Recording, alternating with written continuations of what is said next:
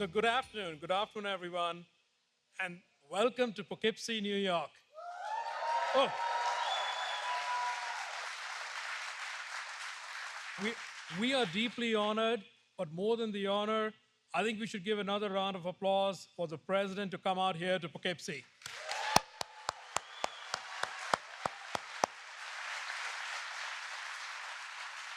It's an exciting day for the thousands of IBMers who work here at the site, but also for the 240,000 IBMers worldwide, many of whom I know are joining us online or are going to watch this online.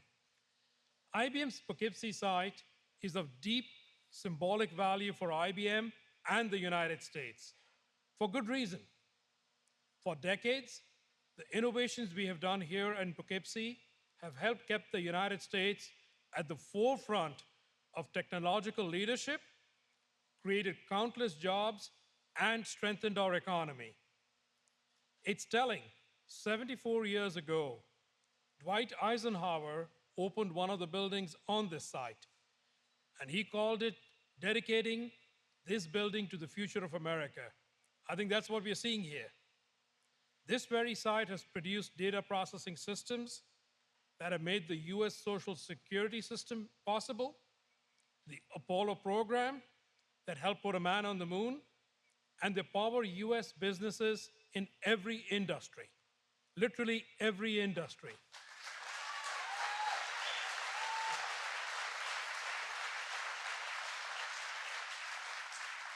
Earlier this year, Poughkeepsie announced the latest generation of mainframes, which still underpin the global economy.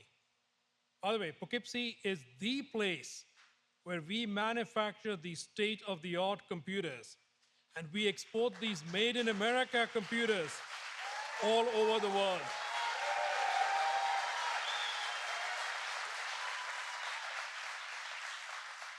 And Poughkeepsie is innovating not just for today, but also for tomorrow. Poughkeepsie is home to IBM's quantum computer data center, which has the largest concentration of actual quantum computers anywhere. So, so these, these quantum computers mark the beginning of a new era of computing. And by the way, and of jobs.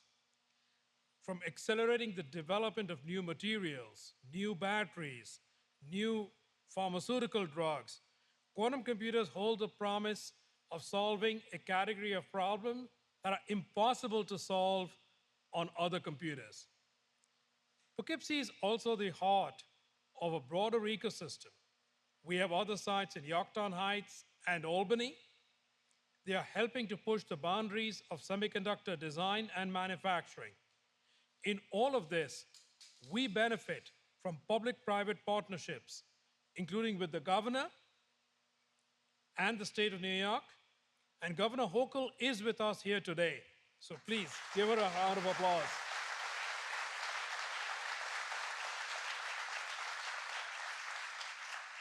All these innovations, which are critical to the future of US business, industry, and society, will also greatly benefit from the CHIPS and Science Act.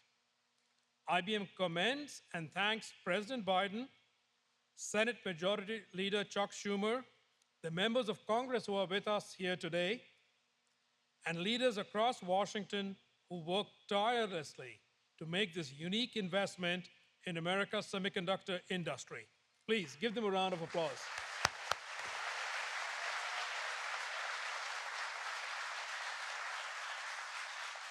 This law will play a critical role in ensuring a reliable and secure supply of chips.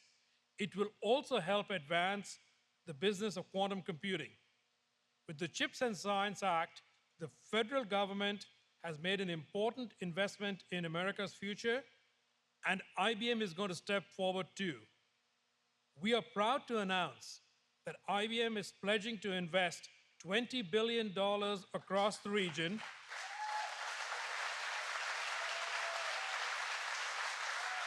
over this next decade in research and development that will keep the Hudson Valley at the forefront of global technology leadership. This investment includes breakthroughs in semiconductor technology, mainframe computers, quantum computers, and artificial intelligence. All of this will boost economic activity and create jobs, in addition to supporting the 7,500 jobs in the Hudson Valley and 11,000 jobs across the state. From basic science to pushing the limits of semiconductor technology and harnessing the power of quantum, the future of computing is happening right here in New York's Hudson Valley.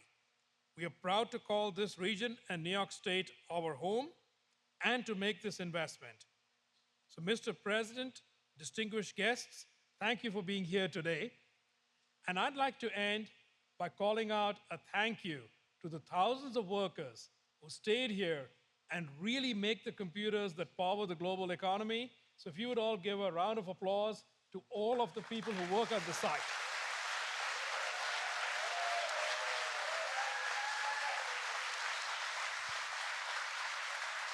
Please welcome Quality Engineering Manager here at IBM Poughkeepsie, Abby Wise.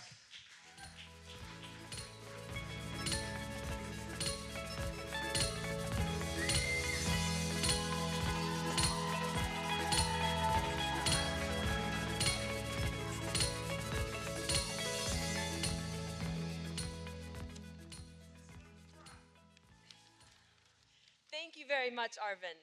Good afternoon, everyone. My name is Abby Wise. It's an honor to be here today, representing all of my colleagues at IBM Poughkeepsie, and to welcome and introduce President Biden. I've worked in Poughkeepsie for just over 3 years, and today, I support this manufacturing team as the Quality Engineering Manager. My job is to make sure that the cutting-edge IBM Z systems that leave this plant are ready to meet the tremendous expectations of our customers. I got my degree in electrical engineering, and after graduating from the Ohio State University, I knew I wanted two things: a change of scenery and a job in tech that didn't require me to code. Here in Poughkeepsie, I found both. From my first conversation with this team, I was struck by the pride IBMers have in this company, its products, and its role in innovation.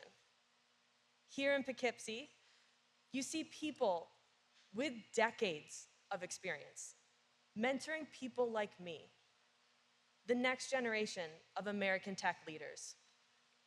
President Biden's visit today is a proud and exciting moment for IBMers all around the world, and for all of us here in Poughkeepsie, who are creating the future of computing. As Arvind said, all the innovations that we deliver here in Poughkeepsie and across the Hudson Valley are critical to America's future. The CHIPS and Science Act will drive new technologies that feed into products IBM and our clients depend on, and it will help ensure America remains a global leader in technology. Thank you to President Biden and to the members of Congress here with us today for making that historic law happen. I am deeply honored and very proud to introduce a president who understands how critical innovation is to our country and to communities like ours here in Poughkeepsie. Now, everyone, please join me in welcoming President Joe Biden.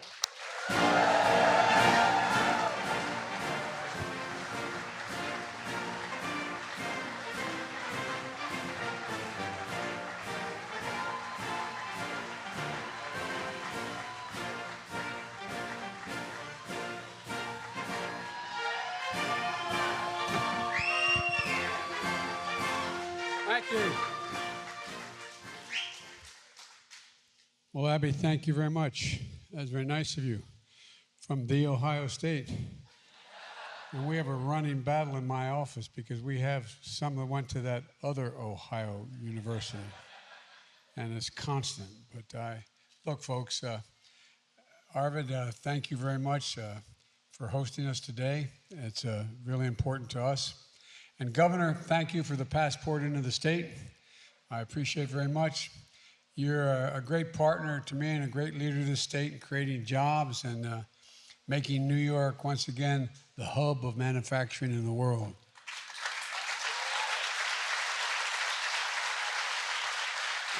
They couldn't be here today, but you have two special thanks to your New York's two great senators, Majority Leader Chuck Schumer, who never tells you what's on his mind.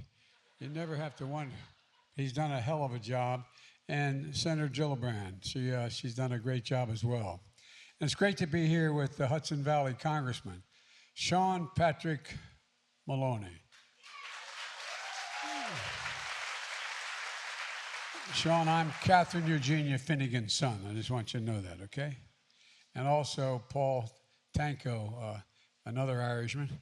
I'm only kidding, obviously, but I just want you to know that, at any rate, the newest member, Pat Ryan, who's proved the pundits wrong and got elected in August. Pat, it's great to be with you, pal. It's a hell of a delegation. It's one of the most competent in the country. It's great to be here at IBM here in Poughkeepsie. You know, an iconic American company founded more than 100 years ago, and that has more patents than any other U.S. company, than any other, and I feel it's going to keep going. And the source of American jobs, American innovation, American pride. And it's here at this factory and the factories of other companies across America where America's future is literally being built. Because of the groundbreaking CHIPS and Science Act that I signed into law with the help of the Majority Leader Schumer and members of the Congress that are here today. Chuck stayed the course, stuck with me, and we got it done. And folks, by the way, just since we've been elected, we've created 678,000 new manufacturing jobs. And we're just getting started. Where is it written that we can't lead manufacturing in the world? I don't know where that's written. And that's one of the things the CHIPS Act is going to change. The law that's going to build the future and a proud, proud legacy, not only for IBM, but for the country. A legacy of innovation and manufacturing that exists in this region of New York. It was here in Poughkeepsie where the rifles for World War I were made, where the first electric typewriters, calculators, even cough drops were made. I brought some with me. And it's here now where the Hudson Valley could become the epicenter of the future of quantum computing, the most advanced and fastest computing ever seen in the world. Quantum computing has the potential to transform everything, from how we create new medicines to how we power artificial intelligence and cybersecurity. It's technology that is vital to our economy and equally important to our national security. And it's technology that's made possible because of semiconductors, those tiny little computer chips everyone in this room knows better than any other room in the country, the size of a fingertip that power our everyday lives, everything in our lives, smartphones, cars, washing machines, hospital equipment, the internet, the electric grid, and so much more. But here's the deal. America invented these chips. They powered NASA's first moon mission that President Kennedy inspired here in America. Federal investment helped bring down the cost of making these chips, creating a market and an entire new industry. As a result, over 30 years ago, America had more than 30% of the global chip production. But then something happened. American manufacturing, the backbone of our economy, got hollowed out because companies began to move jobs and production overseas. And as a result, today we're down to barely 10% of the world's chips, despite leading in chip research and design. And as we saw during the pandemic, when factories that make these chips shut down around the world, the global economy literally comes to a screeching halt.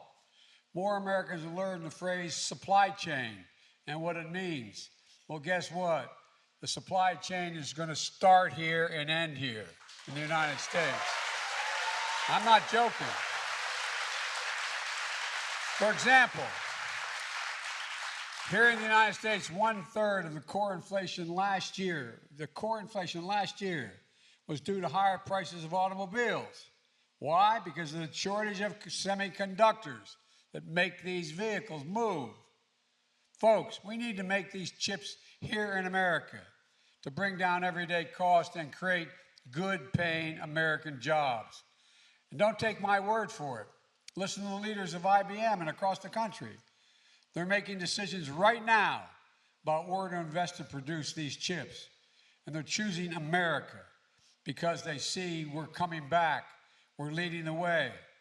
As I said, since I came to office, our economy has created 10 million jobs, 668 manufacturing jobs. Proof that Made in America is no longer a slogan. It's a reality.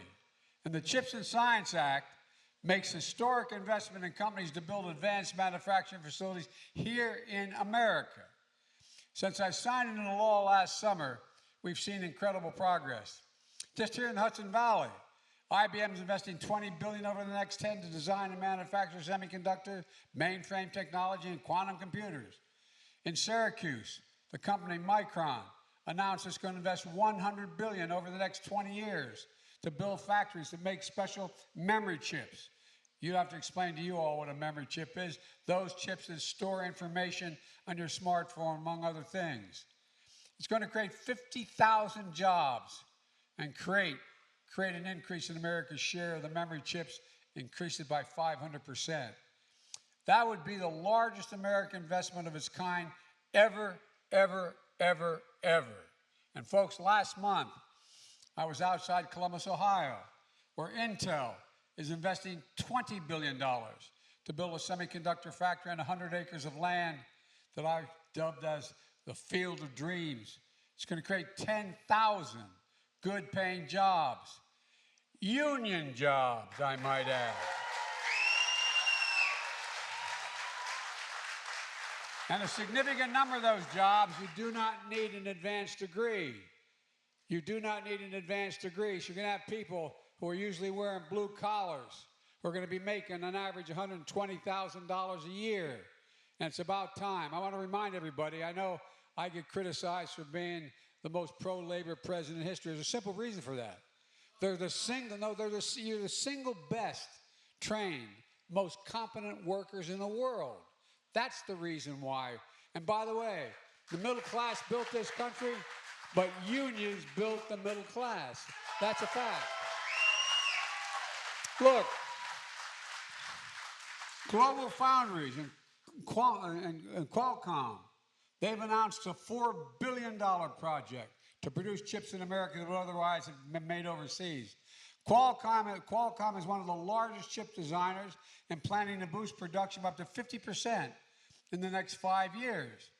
In North Carolina, Wolfspeed is investing $5 billion to make chips and devices for electric vehicles. That'll create 1,800 jobs by 2030 in that state. And folks, the future of chips industry is going to be made in America. That's not hyperbole. That's a fact. It's going to be made in America. And making these chips in America is going to create new businesses for countless small manufacturers and suppliers into the supply chain that's going to thrive, all because of this law. And many of these good-paying jobs don't require, as I said, a college degree. It matters. All of this is in our economic interest, and it's in our national security interest as well. Earlier this year, I went down to Lockheed's factory in Alabama, where they're making the Javelin missiles that we're supplying to Ukraine to defend itself against Putin's unprovoked war. Folks,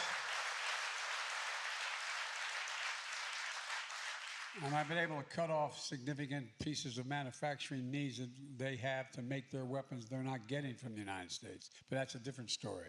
We need semiconductors not only to make these Javelin missiles, but also the weapon systems of the future that are going to rely even more on advanced chips. Unfortunately, we produce 0% of these advanced chips today. 0% of these chips that we need today. China is trying to move ahead of us in manufacturing them. It's no wonder, literally, the Chinese Communist Party actively lobbied against the Chips and Science Act that I've been pushing in the United States Congress. The Communist Party of China was lobbying in the United States Congress against passage of this legislation. And unfortunately, some of our friends in the other team bought it. The United States has to lead the world in producing these advanced chips. This law is going to make sure that it will. And to be clear, the Chips and Science Act is not handing out blank checks to companies. I've directed my administration, and I want you to listen to this, to be laser focused on the guardrails that's going to protect taxpayers' dollars. We'll make sure the companies partner with unions, community colleges, technical schools, and offer training and apprenticeships. We're going to make sure small and minority-owned businesses get to participate. We're going to make sure the companies that take these taxpayers' dollars do not turn around and make investments in China, investments that undermine our supply chains and national security. That's a guarantee. Because in this law, I have the power to take back any federal funding from these companies. They don't meet these requirements. That's in the law. The law requires the companies build these semiconductor facilities, pay Davis-Bacon prevailing wages, and they do it here. And it's going to ensure the tens of thousands of new construction jobs created in high-paying jobs, and more often high-paying union jobs. We're talking about building facilities that are 10 times the size of a football field. And that's the construction side, the construction side. We're going to require companies to use these investments for workers in research and development, not to buy back stock or issue dividends. Let me say that again. You got to invest the money. You can't use it to buy back your stock. Look, and finally, this law is about more than chips. It's about science as well. Decades ago, the United States used to invest 2% of our GDP in research and development. That led us to create everything from the internet to GPS. We, the United States, invested in research and development. Today, we invest less than 1%, about 0.7%. We used to rank #1 in the world in research and development. Today, we rank #9. China was 8 a decade ago. China now is #2. And other countries are closing in fast. So the Chips and Science Act sets us on a path to move up again. It boosts our research and development funding back up closer to 1% of our GDP, the fastest single year in 70 years. And it's going to make sure we lead the world in industries of the future, from quantum computing to artificial intelligence, advanced biotechnology. Think of the things and the kind of investments we're going to deliver. Vaccines for cancers, cures for HIV, inventing the next big thing that hadn't even been imagined yet. And here's something else that really is important. We're going to make sure that any company that uses federal research and development funding to invest in new technology has to make the product in America. In America. I mean it. That means we'll invent it in America and make it in America. And we're going to make sure we include all of America. We're going to support entrepreneurs and technology hubs all across the country, including at historic black colleges and universities, minority-serving institutions, tribal colleges. We're going to tap into the great competitive advantage of our diverse and talented workforce, urban, rural, and suburban. And folks, I've asked many other business leaders this question, because this is the other team who opposed me on this said this was the problem. When the United States decides to invest considerable resources in a new industry that we need to build up, does it encourage businesses to get in the game or discourage them? The answer is overwhelmingly, it encourages businesses to get in the game, including IBM. Federal investments attract private sector investments, creates jobs, it creates industries, and it demonstrates we're all in this together. During a trip to South Korea not long ago, I met with the chairman of the SK Group, the second largest conglomerate in South Korea. that makes everything from semiconductors to large capacity batteries, electric vehicle chargers, pharmaceuticals. They've committed more than $50 billion in investments here in America, and are going to grow its U.S. workforce from 4,000 to 20,000 in just 3 years. I believe the reason why companies like IBM are choosing to build in America is because we're better positioned globally than we have been in any time in a long time. This is not hyperbole. We have the best and most productive workers in the world. We have the best research universities in the world, a dynamic venture capitalist system, a rule of law that protects intellectual property. In addition, we wrote and passed the bipartisan infrastructure law that I signed with the help of members of the Congress who are here today and their leadership. And we finally decided we're going to move up from being ranked number 13 in the world in infrastructure to number 1. Because guess what? When you have the best infrastructure in the world, companies invest where the infrastructure is and get product to market faster and cheaper and more reliably. Ask any business leader.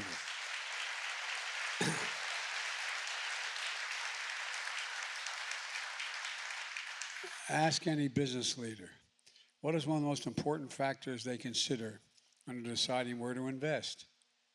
I promise you, they'll tell you it's whether they have a means to transport product around the country and the world. It's whether they have employees, have a safe and thriving place to live. The bipartisan infrastructure law means better roads and bridges, ports and airports, clean water, high-speed internet for every American. That's going to create millions of jobs all by itself and make us more competitive worldwide. It's a game changer. $1.2 trillion for infrastructure. Let me close with this. You know, I've had a great partner here with me and a great leader of this state who is creating jobs and making New York the hub of advanced manufacturing. And it really does matter. It really does matter. Because that's one of the reasons I think you have attracted some of the investment here from other major computer chip businesses that are in the world, in the United States. It matters. It matters. This is about economic security, folks. It's about national security. It's about good paying jobs you can raise a family on. Jobs now, jobs for the future. Jobs in every part of our country, and that's what we're going to see here in this factory in the beautiful Hudson Valley. People of all ages, all races, all backgrounds, with advanced degrees to no degrees, working side by side, doing the most sophisticated manufacturing the world has ever seen. And they're showing what I've always believed. And I mean this from the bottom of my heart. I've been saying this since I decided to run. There's nothing the United States is unable to do if we set our mind to it. Nothing. And if we do it together. I really mean it. You see, when I were walking down to get to the first event, we talked about it. More is going to change for the better in the next 10 years than happened in the last 40 years. We're at an inflection point in world history where the changes that are going to take place in the next 10 are going to fundamentally alter the way in which we look at the world and our place in the world. And that's not hyperbole. It's real.